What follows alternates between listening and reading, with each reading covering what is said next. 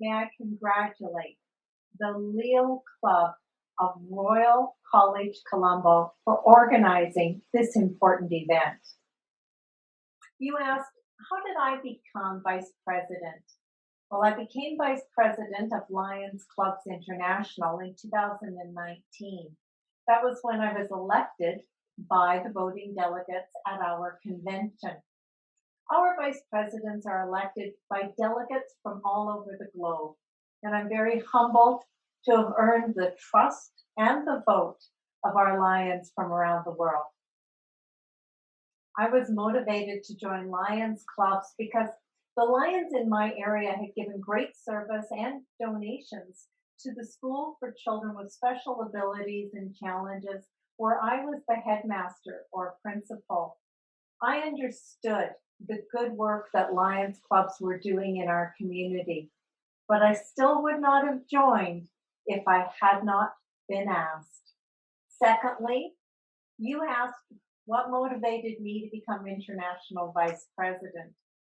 Well, over the years, I've served in a number of leadership roles as club president, district governor, and international director.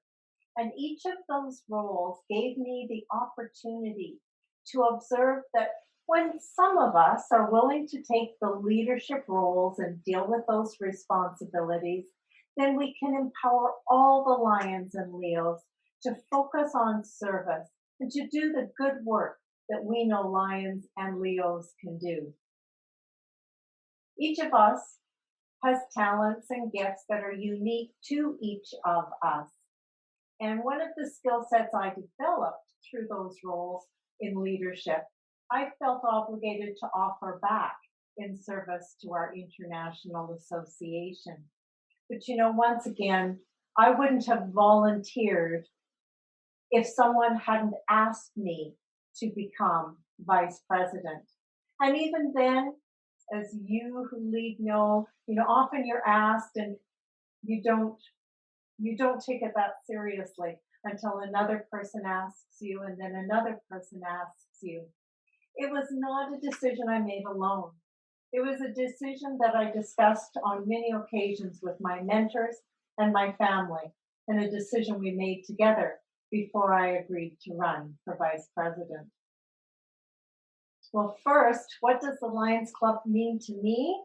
The Lions Club, on a very personal level, means friendship and fellowship, and at the same time as having the opportunity to impact the world, to make our communities and our globe a better place. It's the opportunity to achieve together that which none of us could do alone.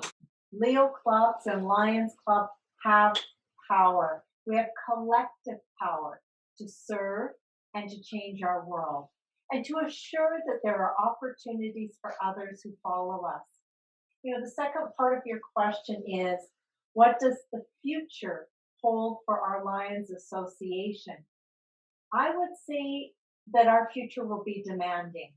And I don't tell you that it will be demanding because I believe it will be difficult. No, I tell you that it will be demanding because our communities need us so very much. Sometimes we'll have to make difficult choices because we cannot do everything and be everything for all people and all needs and all causes. This is the same for each and every one of us. You will need to determine where you can best focus your skills and your talents, and where to invest your energy and your expertise, where to lead, doing what you can, where you can, with what you have.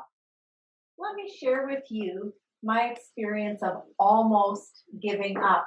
It was a few years ago when I was raising young children, working full-time, volunteering as a Lion, and being a full-time graduate university student pursuing my doctoral degree.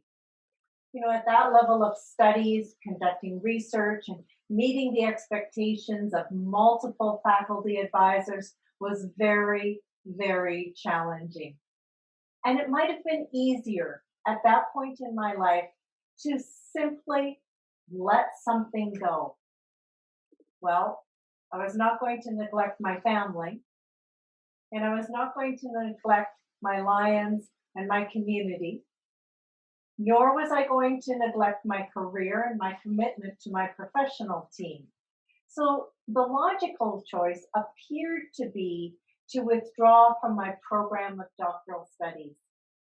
However, when I reflected on what that would mean, giving that up might have produced a short term relief within my life, but it would have come at the cost of the research that I was doing and the impact that that research might have on many lives going forward. So I found myself weighing, the short-term cost against the long-term benefits. And although it might have been easier to withdraw from my doctoral program, I decided that I would pursue the degree at my own pace and therefore manage the many demands. Oh, you've asked about patriarchy. Patriarchy has been an obstacle for most of the women of my generation, including me. It's been an obstacle in my professional life where my expertise and my knowledge were dismissed or undervalued because of my gender. And although I didn't know it at the time, it was an issue in my Lions career. Within my own club, there were Lions more than 20 years ago who threatened to quit if a woman was elected president of their club. Now, I didn't know that until after I was elected and had served the entire year as the club president. Only then did my mentor, a wise gentleman lion, tell me that he was so pleased that those disbelieving, biased lions had stayed and they had learned that a female president could be effective. In my personal life, I remember very clearly going to a bank to request a loan to help finance my first car. I'd been working for a year in a secure position following my university studies. But even so, the banking system at that time would not allow me to take out a loan without my husband sitting there to guarantee it for me. He and I had similar jobs. We worked for the same employer. We made the same wage, and yet I could not have a loan on my own. Luckily, for us here in Canada, those days are gone. But we still have much work to do to break down misconceptions and correct disparate treatment of men and women. You've asked, what was your greatest achievement in life and how did you achieve it? Well, I've been blessed to have achieved a number of my objectives and goals in life. And you've asked, what's my greatest achievement and how did I achieve it? I want to believe that my greatest achievements in life are still before me. What I would share with you is this. Every achievement comes from being willing to risk and just say, yes, I'll try that. Yes, I'll do that. Saying yes leads to opportunities. Saying yes leads to experience. Saying yes leads to learning. And saying no leads to nowhere, no one, and no thing.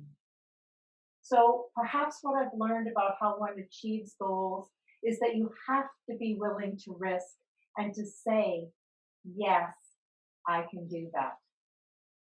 You asked, what would you do differently if you could go back in time? At this point in my life, I don't believe I would change anything. Of course, not every decision I made had a happy outcome. Not every project was successful on the first try, and not every attempt I made was successful the first time. However, I no longer look at the decisions and the events from the perspective of we succeeded or we failed. My perspective is that there are two options.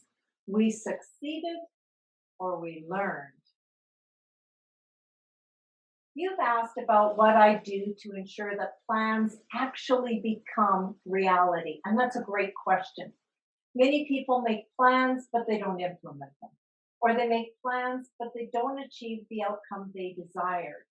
I have learned through my personal and professional work, as well as my Lions service, that when plans are put into motion, part of the plan must be regular intervals of revisiting the plan, reevaluating the strategies and progress, and resetting the direction if that will get us closer to the goal.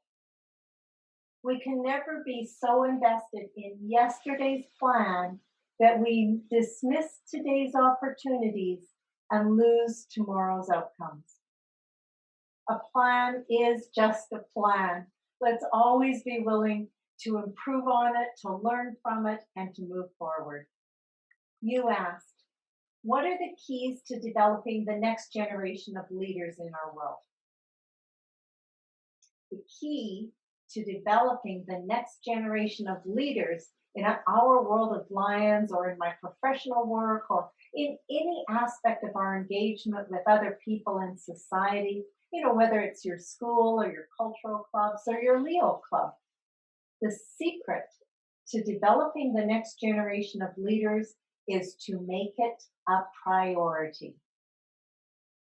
We need to plan for developing leaders. We need to implement the plan. We need to reevaluate how we're doing along the way. And we need to ensure that we are always developing that next generation of leaders.